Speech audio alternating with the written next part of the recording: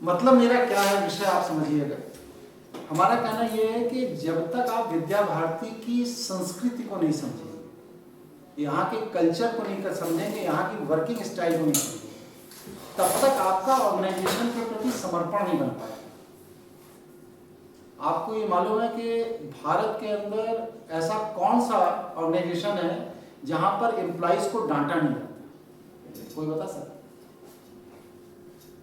कितनी भी बड़ी गलती कर दे, डांटा नहीं जाता। मैं बता रहा हूं, वो भी बताने जा रहा हूं। कितनी भी बड़ी गलती कर दे, लेकिन किसी एम्प्लॉय को वहां पर कभी डांटा नहीं जाता। मालूम है या नहीं मालूम? रतन टाटा के टाटा ग्रुप ऑफ इंडस्ट्रीज एक ऐसा ग्रुप है जहां पर कभी भी किसी एम्प्लॉय को डांटा नहीं, क्योंकि उनका ये मानना है कि अगर किसी के ऊपर कोई सुपीरियर है तो इसका मतलब यह है कि वह व्यक्ति जो नीचे उसके साथ काम कर रहा है उसमें कुछ तो ऐसी कमी है ना कि एक सुपीरियर की जरूरत है, तो वह नीचे वाले व्यक्ति को बराबर लाने का हमेशा प्रयास किया जाए। उनका ऑर्गेनाइजेशन में कभी डांटा नहीं। ठीक है, तो हम ये चाहते हैं कि आप सब लोगों में वो प्रतिभा जागृत हो कि आप सब लोग एक एक ऑर्गेनाइजेशन की व्यवस्था को चलाने के योग्य हैं। वो कैसे जागृत हो बताइए, आप बताइए सम्राट जी। जी सर, आप बताइए।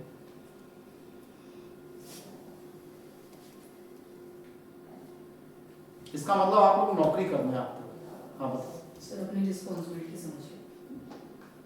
ठीक है, और इसके अलावा और क्या करना पड़ेगा? 5 गुण होते हैं जो ऑर्गेनाइजेशन हेड होता है, इसकी 5 क्वालिटी होती है। पहली क्वालिटी ये है कि वो अपनी जिम्मेदारी समझे। दूसरी क्वालिटी डिसिप्लिन में है सर, सबको एकजुट रख के पार्टी वाइज ना और मोटिवेशन हो और अपने काम को टाइम। हाँ ठीक है, नहीं अपने वो जो पहली बात में आपकी दूसरी बात आ गई। पहली बात क्या कही आपने? रिस्पॉन्सिबिलिटी, कि वो जिम्मेदार होना चाहिए। फर्स्ट है सबको लेके चलिए। दूसरे उसको जो भी दायित्व दिया गया है उस दायित्व के प्रति उसका समर्पण होना चाहिए। अगर मैं वहां बैठा हूं और मैं ये देख रहा हूं कि मेरा काम क्या है, मेरा काम बस सिर्फ यह है कि जो व्यक्ति जिस कार्य का वेतन ले रहा है वो व्यक्ति वर्किंग आवर में वही कार्य कर रहा है या नहीं कर रहा है, और कोई भी ऐसा व्यक्ति जो वर्किंग आवर में वह कार्य नहीं कर रहा है जिसका वो वेतन ले रहा है, तो उसको टोकना मेरी जिम्मेदारी है, ये मेरी ड्यूटी का पार्ट है। ठीक है। दूसरी बात जितेंद्र ने अच्छी कही, क्या कही? सबको साथ लेकर चलना। ठीक है, तो सबको साथ लेकर चलने में 2 चीजें सबसे बड़ी आती हैं। पहली चीज क्या है कि अगर आप लॉबिंग कर रहे हैं किसी भी ऑर्गेनाइजेशन में, ग्रुप बना रहे हैं, तो वह ऑर्गेनाइजेशन कभी भी डेवलप नहीं होता, वो आपसी संघर्ष में ही खत्म हो जाता है। सही है बात? और ऑर्गेनाइजेशन की रीढ़ कौन है? ऑर्गेनाइजेशन की रीढ़ हम हैं। अगर हम चाहेंगे तो ऑर्गेनाइजेशन खड़ा होगा, हम चाहेंगे तो ऑर्गेनाइजेशन ध्वस्त हो जाएगा। सही बात? जी सर। तो इसलिए जितेंद्र की जो बात है दूसरी, उसका मैं समर्थन पूरी तरह करता हूं कि हमें किसी भी लॉबी का पार्ट नहीं बनना है, किसी भी लॉबी का हिस्सा नहीं बनना है, और जो लॉबिंग कर रहा है उसको डिस्करेज करना है। हमें ऑर्गेनाइजेशन का पार्ट बनना है, लॉबी का पार्ट नहीं बनना है। ठीक है। तीसरी क्वालिटी बताइए लीडर की क्या होनी चाहिए? सर डिसिप्लिन है। डिसिप्लिन, अनुशासन तो पहली पार्ट हो गया, और बताइए। टाइमिंग का कंट्रोल होना, टाइम का काम को लेके। जो भी हमारा लीडर है, वर्कर के आने के 2 मिनट पहले अगर वो नहीं आता है तो वो कभी भी अपने वर्कर को कंट्रोल नहीं कर पाएगा। निकिता, 7 बजे जब यहाँ सेशन चलता था तो मैं यहाँ कुर्सी पर बैठा मिलता था कि नहीं मिलता था? मैं 6:45 बजे यहाँ आता था, 6:15 बजे घर से निकल लेता था जाड़े के दिन। ठीक है। तो जब ऑर्गेनाइजेशन का वर्क शुरू हो रहा है उस समय जो भी लीडर है, जो भी उस ऑर्गेनाइजेशन को हेड कर रहा है, सुबह 4 बजे अगर सेशन है तो उसकी ड्यूटी है कि वो 15 मिनट पहले 3:45 बजे उस ऑर्गेनाइजेशन के गेट के अंदर एंटर करे। ऐसा होना चाहिए नहीं होना चाहिए? इसी बात पे एक बार निकिता को मैंने डांटा भी था। हमने कहा कि तुम जब लीड कर रही हो पीपीटी के बच्चों को और तुम ही आधे घंटे लेट आओगी तो तुम दूसरे को समय पर आने के लिए कैसे कह सकते? अब 2 चीजें और बची हैं, बताइए।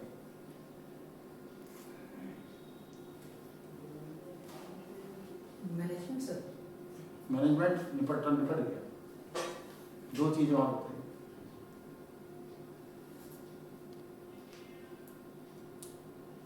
एक चीज है कम्युनिकेशन बनाए रखना, संवाद। वह लीडर हमेशा फेल होता है जिसका अपने सबऑर्डिनेट के साथ कम्युनिकेशन नहीं होता, संवाद नहीं होता। अगर आप अपनी टीम के एक एक व्यक्ति को व्यक्तिगत नहीं जानते हैं, व्यक्तिगत की बात कर रहा हूं, तो आप कभी भी उस ऑर्गेनाइजेशन से एक्स्ट्रा ऑर्डिनरी वर्क नहीं ले सकते। जितेंद्र से पूछो, ये बीमार पड़े, मैं इनके घर तक इनको देखने गया। अक्षय की माँ एडमिट हुई, मैं उनके घर तक उनको देखने गया, उनके पापा से मिला, बहन से मिला, सबसे मिला। मेरी हमेशा ये चेष्टा होती कि हमारे ऑर्गेनाइजेशन में जो भी वर्कर है उसको भी और उसके परिवार के लोगों को मैं व्यक्तिगत जानूं, जिससे मुझे उसकी परिस्थिति का अंदाजा लगना चाहिए। अतहार के घर तक मैं हुआ आया हूँ, अतहार घर पे नहीं मिले, वही अलग, इनके वालिद से भेंट हुई थी। तो आप जो चौथी चीज है, मतलब सबसे जो महत्वपूर्ण चीज है कि आप और आपके वर्कर के बीच में भावनात्मक संबंध होने चाहिए। यहाँ ड्यूटी आवर्स क्या है, 10 बजे से 6 बजे तक, लेकिन जब यहाँ पर सेशन चल रहा था तो उस समय क्या था, 6:30 बजे, रात के 11 बजे, और रात 11 बजे तक लोग काम कर रहे थे। कौन कर रहे थे? यही लोग कर रहे थे। मैं तो प्रेम सब 6:30 बजे आ जाते थे सुबह, तो 6:30 बजे सुबह क्यों आ जाते थे जब ड्यूटी आवर 10 बजे से? ये व्यक्तिगत संबंधों का,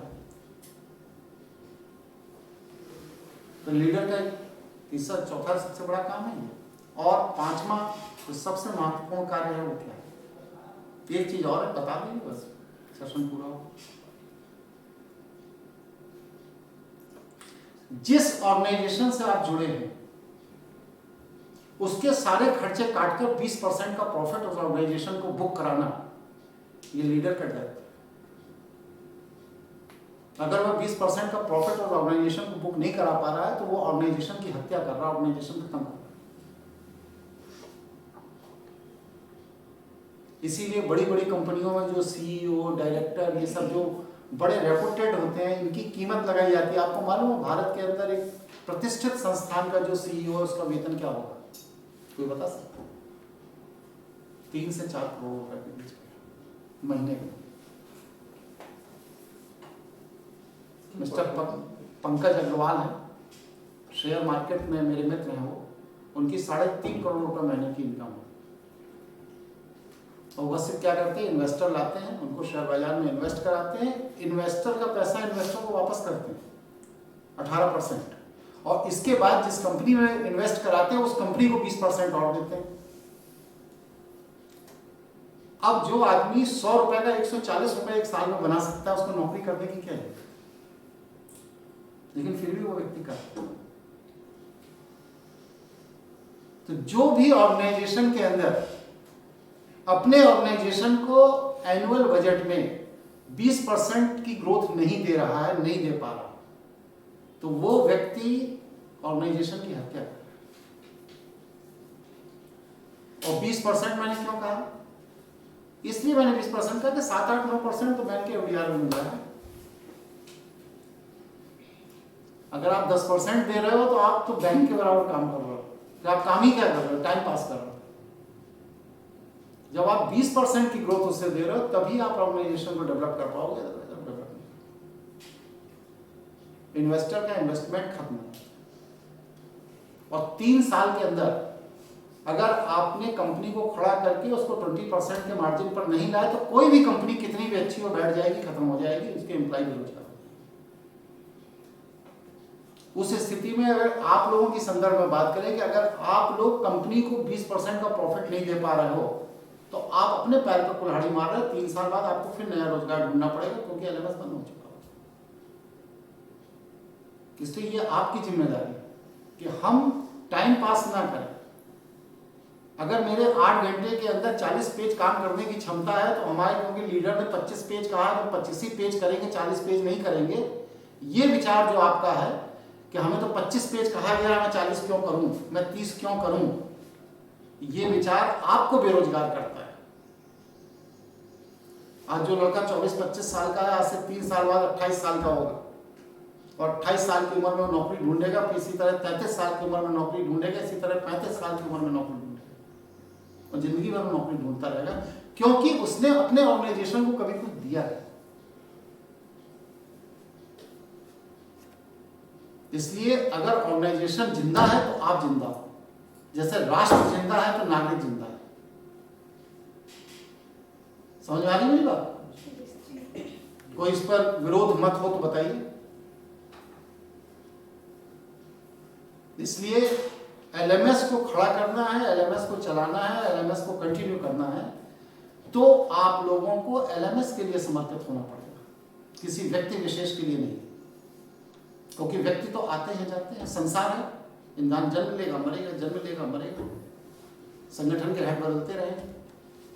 ऐसा थोड़ी ना योगेश मिश्रा कल के दिन मर जाएंगे, 20 साल बाद तो एलएमएस बंद हो जाएगा। सरस्वती शिशु मंदिर की स्थापना जिस व्यक्ति ने की थी, लज्जाराम जी ने, तो क्या अब वो नहीं रहे दुनिया में तो सरस्वती शिशु मंदिर सब बंद हो? नहीं।